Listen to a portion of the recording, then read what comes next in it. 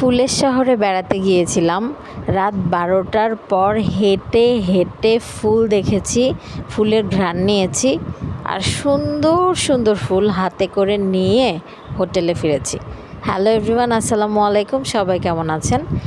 চট্টগ্রামের দামপাড়া থেকে রিল্যাক্স একটা স্লিপার বাসে করে রিল্যাক্সলি চলে গিয়েছিলাম স্বপ্নের শহরে। আজকের ব্লগটি আশা করি সবার ভালো লাগবে। ভালো লাগলে অবশ্যই লাইক, কমেন্ট অ্যান্ড শেয়ার দিয়ে সাথে থাকবেন। ট্রাভেল উইথ আস পেজ থেকে আজকের ট্রাভেল ডায়েরি হচ্ছে নতুন একটা জায়গা নিয়ে। ভিডিওটা দেখতে থাকুন, সবই আস্তে আস্তে জেনে যাবেন। এই যে দেখুন, একদম চকচকে রংচঙে গ্লিটারি একটা বাসে উঠে গেলাম, স্লিপার কোচ, যেটা কিনা চট্টগ্রামের দামপাড়া থেকে ছাড়ে। নাম হচ্ছে রিল্যাক্স। আমরা খুব রিল্যাক্সভাবে আমাদের জার্নিটা করেছিলাম অ্যান্ড অনেক ভালো লেগেছে আমার, সার্ভিস থেকে শুরু করে সব কিছু। আর স্লিপার বাস কিন্তু আমরা দোতলাতে উঠেছিলাম, বাট অনেকের কাছে আনকমফোর্টেবল লাগে, বাট আমার কাছে পার্সোনালি স্লিপার কোচ অনেক বেশি রিল্যাক্স অ্যান্ড কমফোর্টেবল লাগে। মন মতো ঘুমাতে ঘুমাতে চলে যাওয়া যায়, খুব ভালো একটা সময় কাটে। সুন্দর একটা হোটেলে আমরা উঠেছিলাম। এত সুন্দর একটা হোটেল এই শহরে পাবো আমি কল্পনাও করি নাই। আমার খুবই ভালো লেগেছে। এরপর রাতের বেলা যখন হাঁটতে বেরিয়েছিলাম, ফুল দেখে তো আমার মাথা খারাপ। ওরে আল্লাহ, এই শহর ফুলের জন্য বিখ্যাত আমি আগে শুনেছি, নিজের চোখে আমি কখনো দেখি নাই। যদি না যেতাম তাহলে কখনো হয়তো বিশ্বাসই করতে পারতাম না যে এই শহরে এত সুন্দর ফুল পাওয়া যায়। তাও একসাথে একটার পর একটা ভ্যানে করে তারা ফুল বিক্রি করছে। রাত 12টার পরেও কী পরিমাণ ভিড়, মনে হচ্ছিল যেন দিনের বেলা।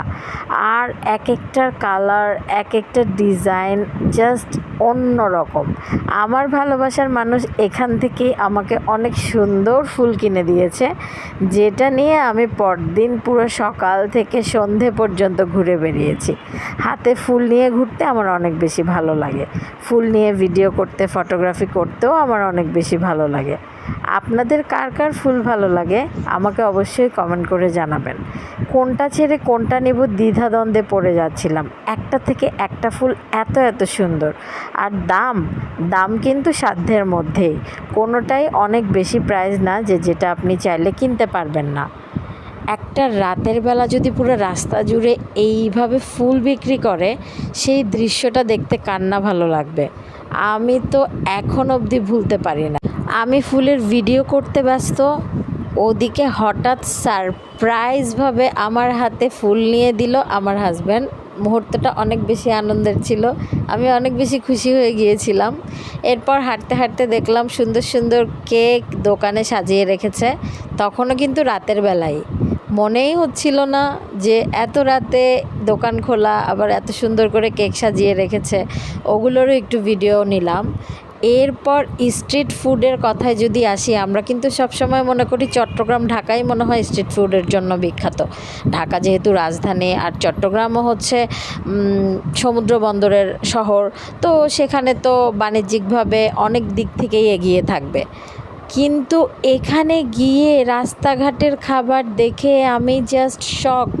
আমি কল্পনা করতে পারি নাই যে এই শহরে এইভাবে রাস্তাঘাটে ফুডকার্ট একদম আনলিমিটেডভাবে ছিল। আমি কি দেখেছি আমার বিশ্বাস হয় না। আর এত মজা, খাবারের প্রত্যেকটা আইটেমে খুব ভেরিয়েশন আছে। হোটেলের অভাব নাই, ফুডকার্টের অভাব নাই। আমি তো আবার লুচি দিয়ে সুন্দর মতো এই যে মাংস ভুনা খেয়ে নিয়েছিলাম। তারপর হচ্ছে ফুডকার্ট থেকে আবার অনেক কিছু অর্ডার করে করে খেয়েছিলাম। এরপর চায়ের কথায় যদি আসি, আল্লাহ রে আল্লাহ, এত রকমের চা। আর এইখানে কিন্তু খুব ভিন্নভাবে চাটা বানায়। আমাদের চট্টগ্রাম ঢাকায় যেভাবে চা বানায়, এখানে কিন্তু সেভাবে বানায় না। তো আমার কাছে তো খুবই ভালো লেগেছে এই শহরের সব কিছু। আপনাদের কেমন লেগেছে অবশ্যই কিন্তু জানাবেন। আর হ্যাঁ, দেখি আমার ভিডিও দেখে কেউ বলতে পারেন কিনা এটা কোন শহর। আজকে চলে যাচ্ছি, আল্লাহ হাফেজ।